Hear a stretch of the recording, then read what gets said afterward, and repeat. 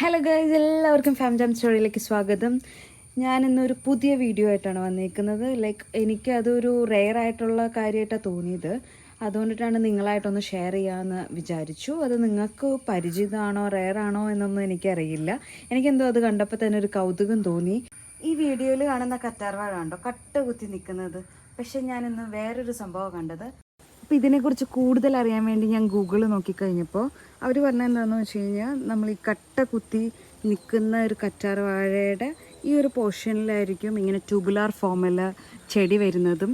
അതിൽ കുറേ ബഡ്സ് മാതിരി ഓറഞ്ച് ആവാം, വൈറ്റ് ആവാം, റോസ് ആവാം, അങ്ങനത്തെ പല കളേഴ്സും വരുന്നുണ്ട്. സോ ഇതാണ് നമ്മുടെ ഇവിടെ വളർന്നിരിക്കുന്നത്. ആൻഡ് ആൾസോ ഞാൻ നോക്കിക്കഴിഞ്ഞപ്പോൾ പറഞ്ഞിരിക്കുന്നത് ഇൻഡോർ പ്ലാന്റിൻ്റെ കൂടെ വച്ച് കഴിഞ്ഞ് കഴിഞ്ഞാൽ ഇത് ഇങ്ങനെ പൂക്കില്ല. ബിക്കോസ് ഇതിനാവശ്യത്തിനുള്ള ഒരു സൺലൈറ്റ് വേണം, എന്നാലേ ഇങ്ങനെ പൂക്കുള്ളൂ എന്ന്.